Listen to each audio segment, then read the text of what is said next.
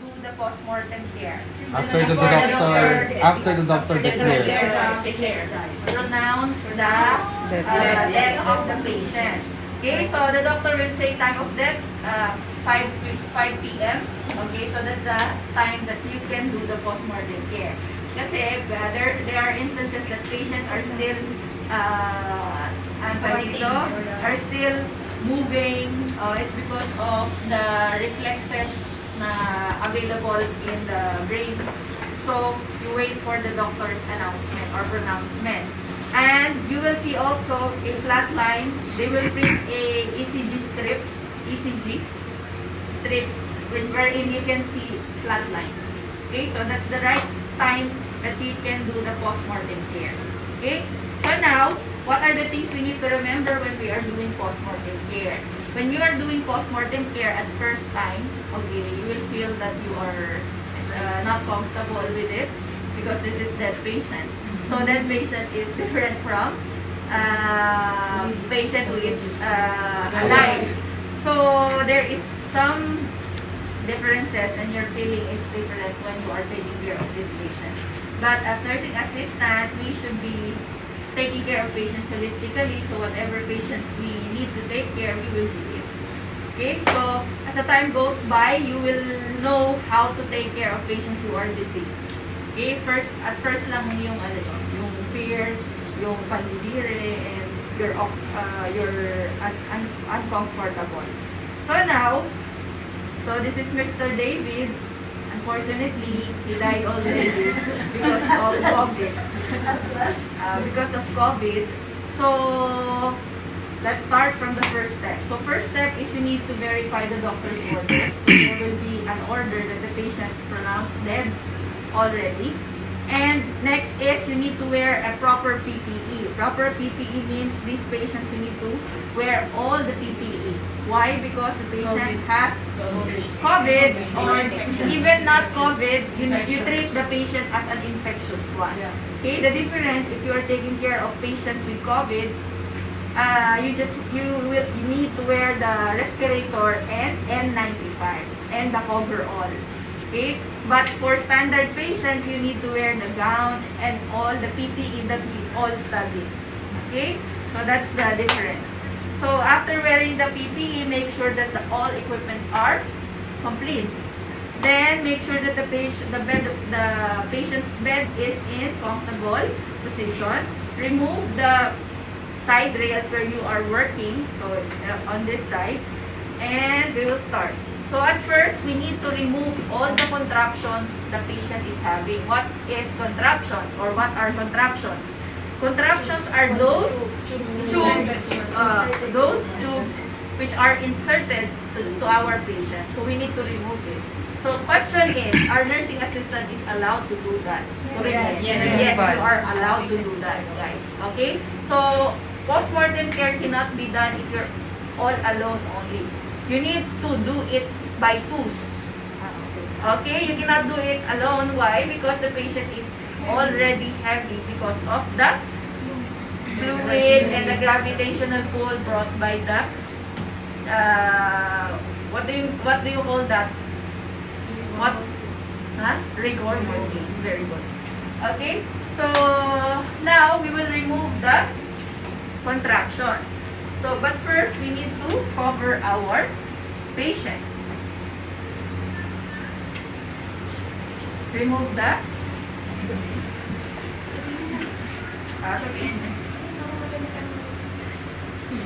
okay, so this is NGT. This is called what?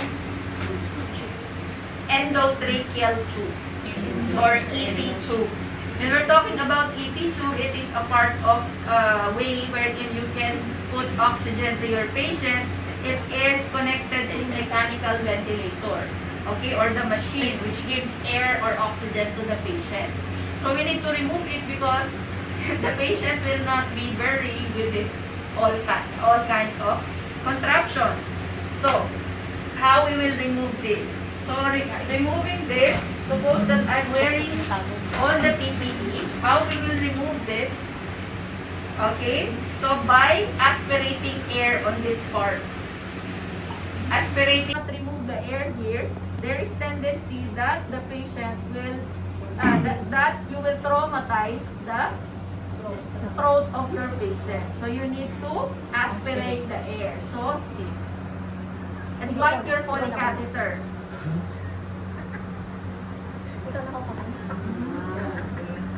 Okay? So if you will remove the air, it will be like this. Okay? So after this, you will not use it to other patients. You need to throw it into the yellow bag. Then, next is the NGT. So NGT, nothing to do, you just remove it. But remove it gently and slowly because if you remove it abruptly, it will stain you with the secretion. Okay? Because this time, your patient is already dead. All the secretion will really come out. Okay? It will really come out. That's why we are putting cotton. Okay? Cottons here and in the nose because all secretions will come out. Okay? So we just remove it slowly and then throw it. Okay, this part is quite complicated. Quite complicated. So you need to this one is being removed by the nurse or the respiratory therapist. Okay, because it's complicated, they are not allowed. This is tracheostomy. So they are the one who will remove this one. So what they will do, same way, they will just remove the air. Okay, they will just remove this air and then they will put dressing on it. Okay, what dressing they will put is this one. So after they will remove it, they will remove the air, then they will remove this, and they will put dressing on it. So after you remove that, you go to the next, the arms, okay, which is the IV. So how you will remove the IV, you just put a gauze or small gauze or ano pa, cotton.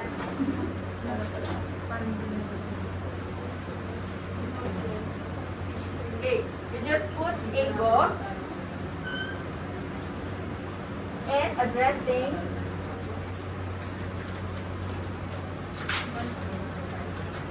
And a dressing.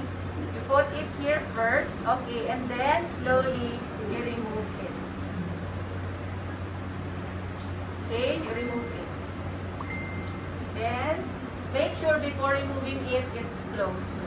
Because it will drip. Then throw it.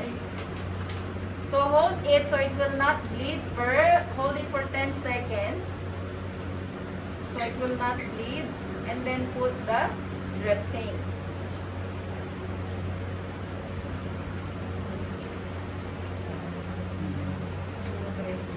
Yes. Okay. So if you already remove it, next is the catheter. Okay. So catheter, I told you how to remove the catheter, right? Yes. Okay, so removing catheter, so you just aspirate 10 to 20 cc of water. Water, okay, and then you can remove it. Okay, then throw all of this.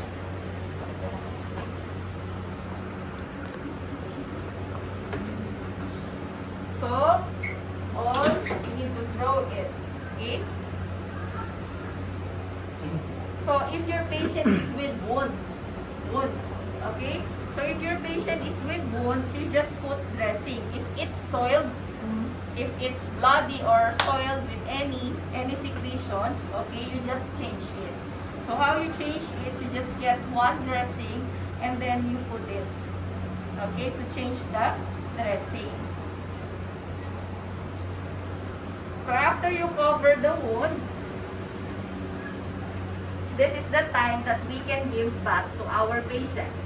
Okay, so we can give back to our patient. So how we are giving back, the same way we are giving to our normal patient. But at this time, you cannot, it's okay to not do the nail care, of course. Nail care, foot care, hindi nyo na kailangan. You don't need that. Back massage, You don't need it. Okay? Shaving. Just clean the patient. Okay, so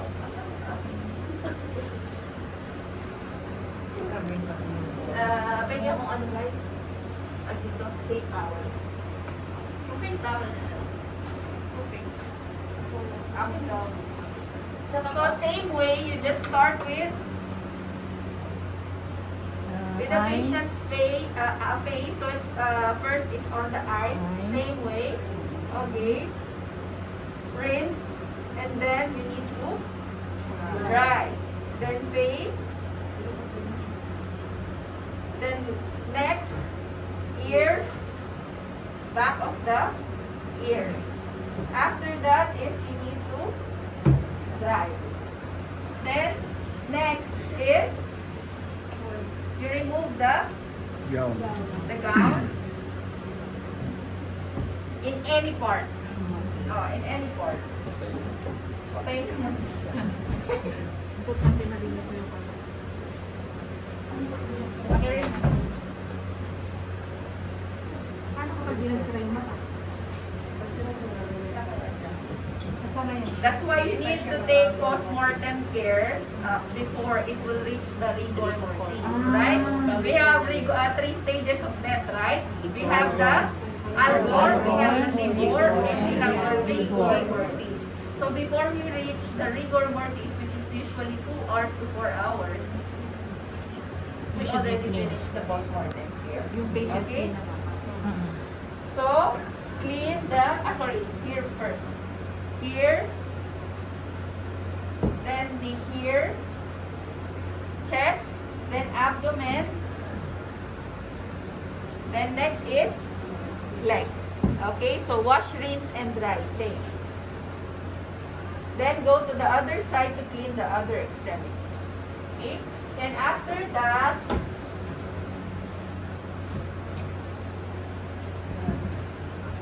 dry.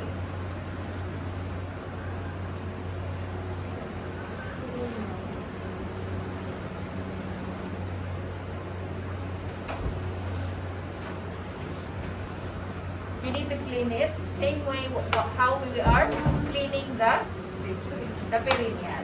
Okay, if you want wipes, it's okay because it's already there. They will still give bath on the morgue or on the burial.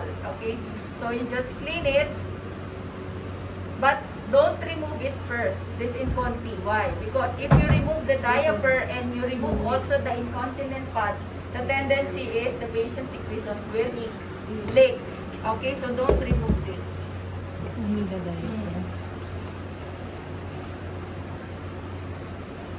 Then, you put the patient on the other side. Okay.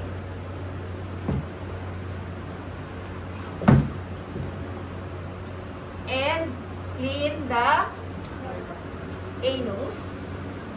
But make sure to not remove this. Okay. Then,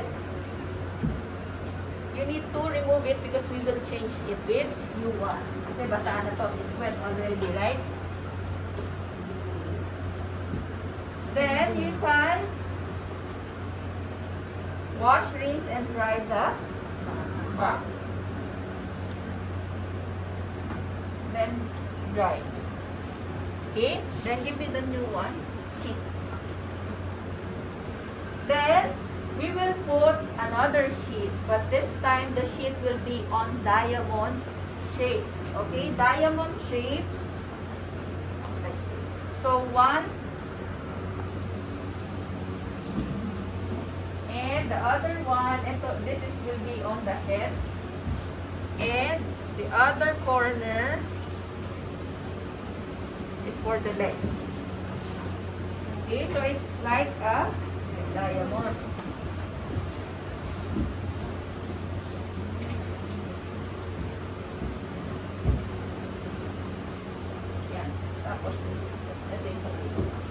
So after that, we can put a new diaper.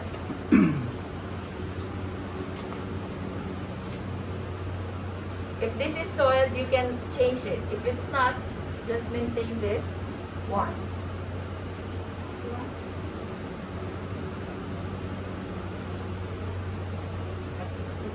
So, next is we put the patient on the other side. So if the patient is not wearing diaper, will he put still diaper? Sorry? If namatay siya nung wala naman diaper, o kailangan hindi lang niya nakapagod, o ito na lang. Kailangan She has no lang- diaper when she died. You need to put this one in diaper. Kasi situation na yun, lalabas yung mga operation niya sa mga butas na yun. Oo. All the holes will release all the secretions. also So to prevent leakage and another work for you, so you need to put. Okay. Next is will.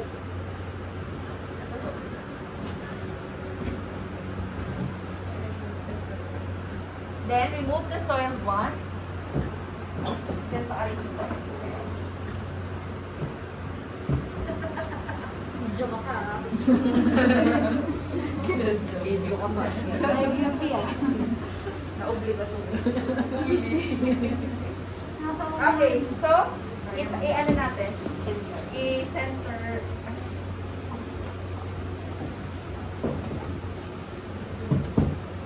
Hilahin mo dyan, bebe. Ano? Ilang mo dyan? Sige. Kapag ano, straight, should be flat. Yan. Very good. So, breathe. We should treat our patients like a live patient. Okay, so this time we need to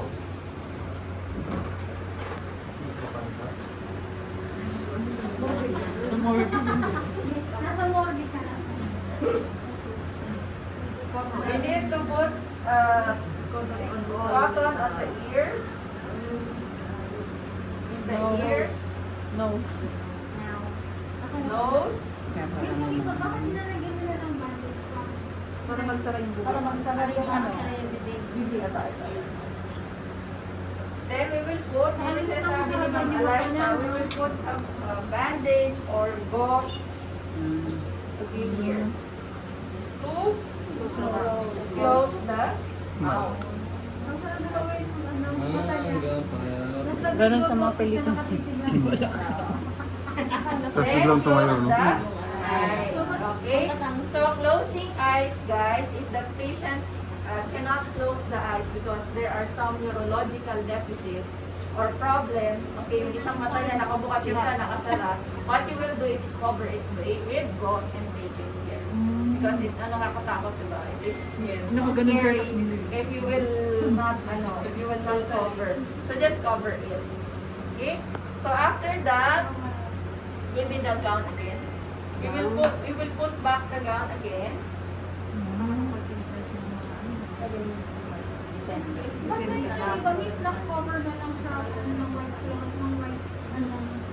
Dapat may gown pa din siya. Kasi di ba bibisita Para- ko siya ng family niya? Cover talaga siya. And make, yes, correct. And one thing is, dapat, the patient should be presentable in front of the family or relatives. That's why we are putting still the gown. The secret na rin to. Ayan. Si Lori kasi. Gown na siya. Ben, naka-video ka na din. Okay, then after that, we need to tie it. Kunyari lang to Usually, this one is the one we are tying here. Okay, gauze also. It's a pack. When the patient died, they will give you a postmortem kit, which includes all the ties that they need, and also the tags, IV.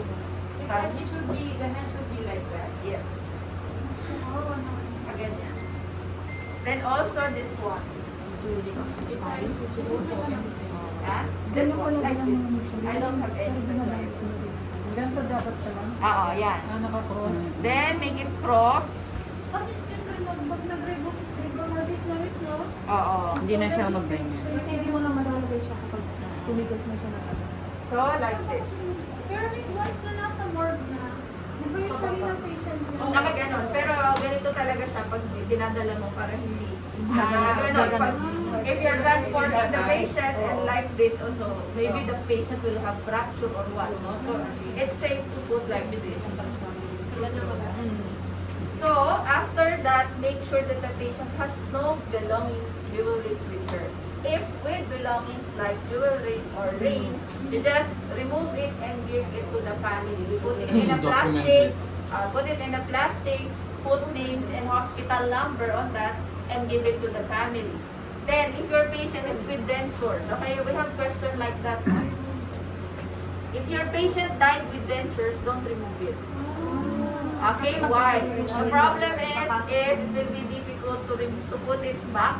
Okay, imagine your patient without dentures. Her face is different. Okay, so if we will be buried or will be shown in her relatives, it's not presentable. So don't remove it. But if your patient died without dentures, give it back to the relatives. Okay, give it back to the relatives. Face to face. Next. Then, so yung one corner, you need to tape it here. One corner, so put tape here. Put tape. Then, the other one. Amen. Excited si nanay. So, ikpitan nyo. Make it tight. Back under. Back under.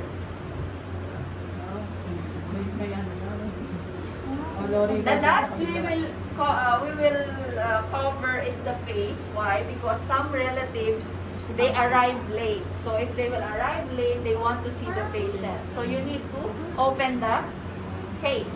Okay? So, Mas marami balot. Saka, inaano na nila ng powder.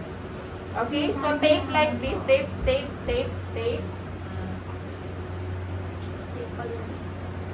Micropore lang. You just use the micropore.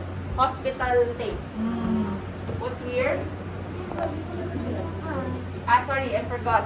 We need to put the name tag on the big toe. Don't forget. Some patients, they exchange some deceased patients because there is no identification on the toe. So they will just look on that to identify the patient. They will not look on the face. So the name tag should be put here inside the toes. Okay? The toes. Then you need to put the second tag here. Second tag here. Inside, outside. Here. Dito mismo. Outside. Outside. Because you have one on the toes. Okay, one on the toes. Okay, so next is here. Then, after that is you wait for the relative and ask the relative if it's okay to cover the face. Okay, so if it's okay to cover, so your question is how long you will wait. Don't wait for too long, guys. Because this bed may be needs by other patient. Okay, one admission is coming, so it's not allowed to wait for how many hours. Okay, like 15 to 30 minutes, it's enough. But they cannot wait. If they want to see the patient, they can go to morgue. Okay, because we have other patients also, so we cannot wait for them. So, after that is you will cover the... Why, Mr. David? Iti-take din siya. Tape. Okay? Then, we'll get the cadaver bag. Where's the cadaver bag? Cadaver bag. This is really a cadaver bag. This is how it looks like. Pero mas makapal siya. Pero it's new, ah. Okay. Okay, so just turn your patient. Model na lang. Loring so mulat yan, sir. So it's like a bed sheet. You will put it like this. Sakto sa paa. A problem if the patient is fat, usually it's free size. If he's free size, it is one size only. So the problem in fat patient, it's difficult to put for fat patients.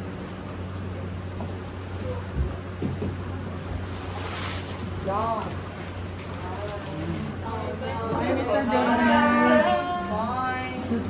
Then, you need to Mabubuhay ulit siya kasi CCTV namin. tag. So you need to put that third tag on the outside.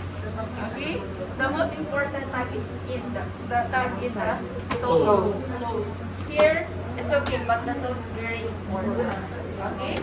So after this, make sure that you have the death certificate with you. The doctor is the one making the death certificate of the patient. Okay, and then you call now the transport team from the morgue to get your patient. So that's all. Then if your patient is with COVID, because they will cremate the patient, what they need is one death certificate, then one copy of the latest COVID swab. So for example, COVID swab. So if, for example, your COVID swab last week, Mr. David's COVID swab last week is positive, then his COVID swab today is negative, it will be considered as positive. It should be consisting of 2 COVID results, okay, to consider a patient as negative. But if it's positive, negative, positive, you will not consider it as negative. Okay, so what they will do to Mr. David, they will cremate it. But there are a lot of papers that the family will need to finish after the patient will be brought to morgue. Okay? The patient will stay at the morgue around 2 to 4 hours, then they will transfer the patient. Okay? Any questions?